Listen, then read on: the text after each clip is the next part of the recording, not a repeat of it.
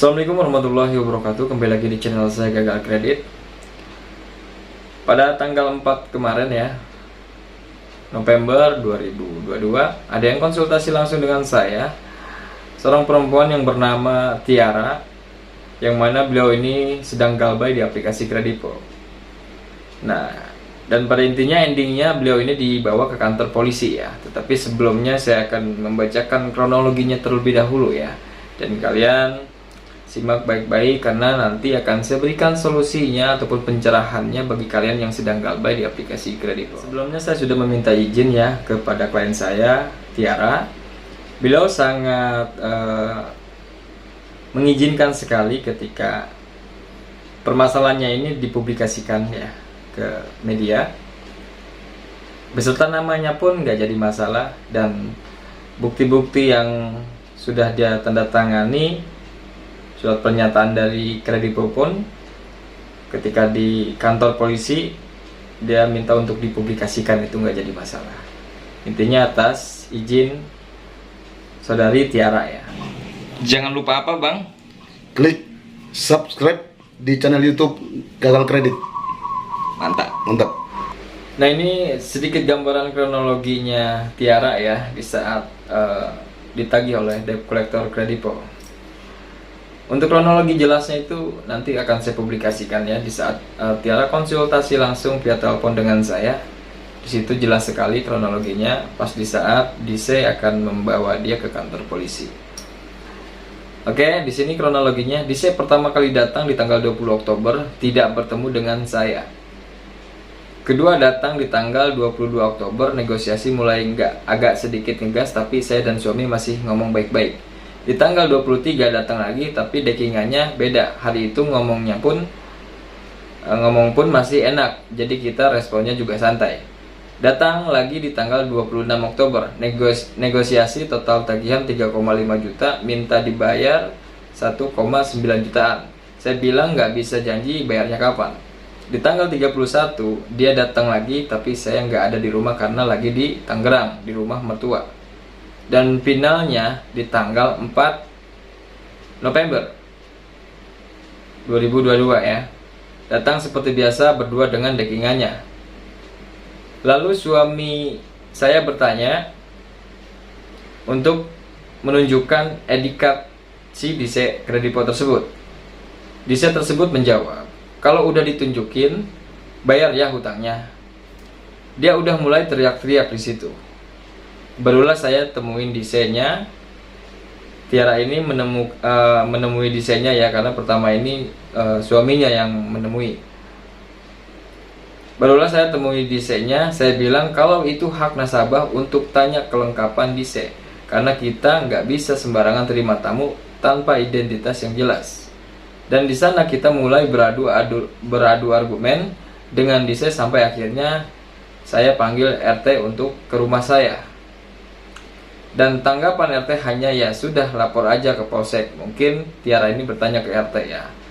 Nah, jadi di saat suaminya Tiara ini bertanya, setelah DC menjawab kalau udah ditunjukin bayar ya, dan terus Tiara ini bertanya lagi, menjelaskan lagi bahwasanya harus menerima tamu dengan identitas yang jelas.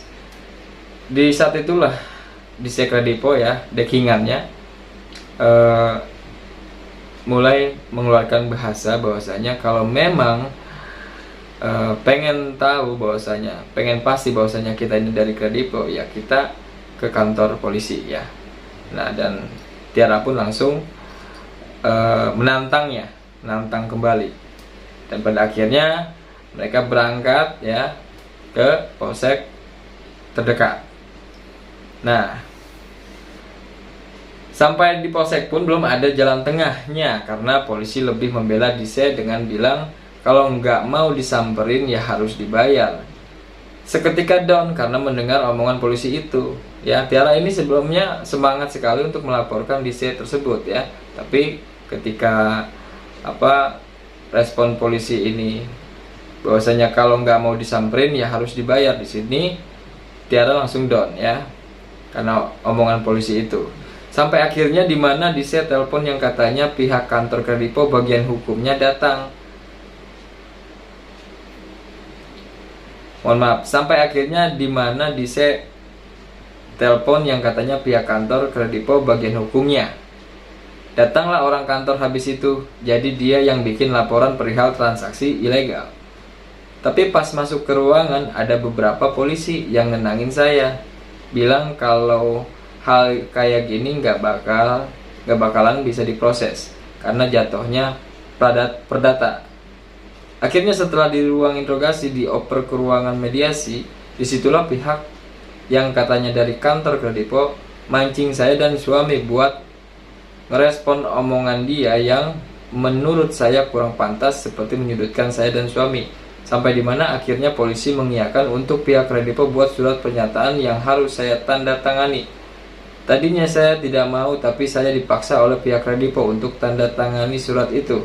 Karena saya udah gelap mata, akhirnya mau nggak mau saya tanda tangani. Sampai permasalahan sudah selesai di polsek. Pas saya mau keluar dari polsek, ternyata di yang tadinya 2 orang jadi ada 4 orang ditambah 1 orang yang katanya pihak kantor. Total ada 5 orang yang nunggu saya untuk keluar. Nah, jadi kronologinya seperti itu ya teman-teman. Nah, jadi perkara klien saya Tiara ini bahwasanya dia akan dibukakan LP karena adanya transaksi ilegal ya. Khusus di Kredipo, kalian dengarkan ini ya. Kalian dengarkan ini biar kalian itu paham ya. Jadi jangan sok pintar ya bicara masalah hukum. Kadang heran saya ya. Oke, kalian dengarkan. Khusus para di Kredipo. Pada intinya seseorang mendapatkan aplikasi yang diberikan secara sah dan legal oleh aplikasi penyedia jasa keuangan adalah telah melalui serangkaian analisa dan pertimbangan yang matang, baik ditinjau dari keaslian data, pekerjaan, penghasilan, kesanggupan bayar, dan pertimbangan-pertimbangan lainnya.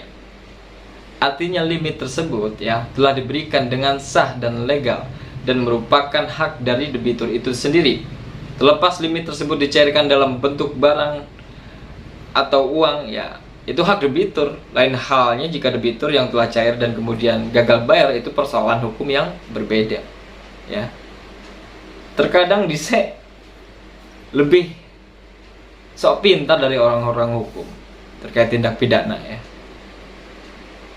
Jadi buat sahabat gagal kredit yang sedang galbay di aplikasi Kredipo, kalian jangan pernah takut ya ketika persoalan kalian ini dibawa ke ranah hukum.